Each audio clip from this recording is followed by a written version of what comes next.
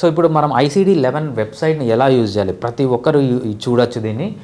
Just మనకు ICD-11 అని కొడితే వచ్చేస్తుంది. ఇది హోమ్ పేజ్. ఇక్కడ చూడండి, ఈ హోమ్ పేజ్లో మీకు చాలా సెక్షన్స్ ఉంటాయి. సో యూజ్ ICD-11 అని, లెర్న్ మోర్ అని. సో మీకు ఇంకా ఇన్ఫర్మేషన్ కావాలి ICD-11 గురించి, ఇన్ డెప్త్ ఇన్ఫర్మేషన్ కావాలంటే ఇవన్నీ బ్రౌజ్ చేయొచ్చు. కానీ ఇక్కడ ఫస్ట్ పార్ట్ ఉంటుంది చూడండి, ICD-11 బ్రౌజర్ అనేది, ఇది మెయిన్. సో మనము వెబ్లో చూడాలనుకుంటే ఇది క్లిక్ చేయండి, ICD-11 బ్రౌజర్ అని క్లిక్ చేయండి. ఒక్కసారి మీరు ICD-11 బ్రౌజర్ అని క్లిక్ చేసిన వెంటనే మీకు స్క్రీన్ అనేది ఈ విధంగా ఓపెన్ అవుతుంది. ఇక్కడ చూడండి, ఇవన్నీ మనం చెప్పిన హైరార్కీ.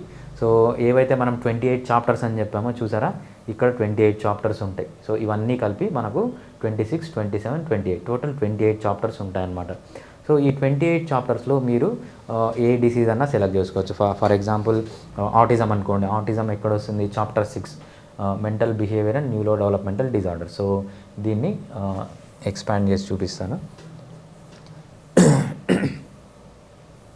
సో ఇక్కడ చూడండి, దీంట్లో 6th చాప్టర్ వచ్చి సైకియాట్రీ ఆర్ న్యూరో సైకియాట్రీకి సంబంధించింది అనమాట. ఇక్కడ 6th వచ్చి mental behavioural neuro developmental disorders.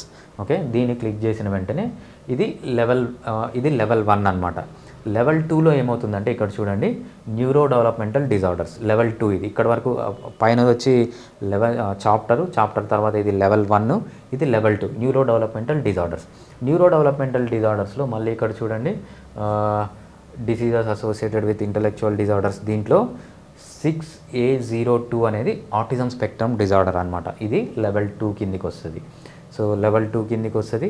దీంట్లో ఆటిజంలో మళ్ళీ డిఫరెంట్. సో ఇది చూడండి, 6A02.0, అదేవిధంగా 0.1, 0.2 ఇవన్నీ ఆటిజంలోనే ఆటిజం స్పెక్ట్రమ్ డిజార్డర్. ఇది వచ్చి లెవెల్ 2 అంటామన్నమాట. దాంట్లో ఆటిజం స్పెక్ట్రమ్ డిజార్డర్ వచ్చి ఇది లెవెల్ 2 అంటామన్నమాట. దీని కింద మళ్ళీ సబ్ డివిజన్స్. ఆటిజంని చూడండి ఎన్ని క్లాసిఫికేషన్స్ చేశారో, 0 నుంచి మనకు ఆల్మోస్ట్ ఆటిజంలో చూడండి ఇదొక 5, 6, 7, 8 ఆటిజంలోనే మళ్ళీ 8 సబ్ టైప్స్ ఉన్నాయన్నమాట. 8 సబ్ టైప్స్ ఆటిజం అని మనం క్లియర్గా ఇక్కడ చూడొచ్చు. సో ఈ విధంగానే ఆటిజంకి ఒక్కటే కాదు, ఏ డిజార్డర్ తీసుకున్నా మీకు ఈ విధంగా మీరు చెక్ చేసుకోవచ్చు అనమాట. సో డాక్టర్ మీకు కరెక్ట్గా డయాగ్నోస్ చేశాడా లేదా, రాంగ్ డయాగ్నోస్ చేశాడా లేదా అని మీరు ఇక్కడ వచ్చి విత్ ప్రూఫ్ చూడొచ్చు. ప్రతి ఒక్కరూ ఇది అప్పుడప్పుడు చూస్తూ ఉండండి. ఫర్ ఎగ్జాంపుల్ మీరు ఎప్పుడైనా డాక్టర్ దగ్గరికి వెళ్ళారు, డాక్టర్ ఏదన్నా మీకు అక్కడ డయాగ్నోసిస్ రాశారు, ఆ డయాగ్నోసిస్ మీకు దేని కింద వస్తుంది, సో మనకు ICD-11లో ఎక్కడ వస్తుందని మీరు రెగ్యులర్గా చూస్తూ ఉండండి. బట్ ఈ ICD-11కి కానీ ఏంటంటే మనకు ఇంకా సపరేట్ ఫాలో కావడానికి వెబ్ పేజెస్ కానీ లేకపోతే సోషల్ మీడియా కంటెంట్ కానీ ఏం లేవు. సో అంతా ఎంటీగా ఉంటుంది మీకు ఇక్కడ కింద.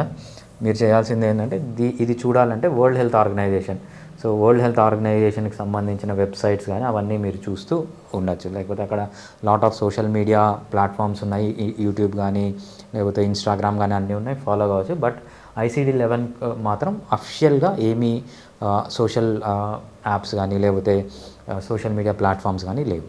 Thank you.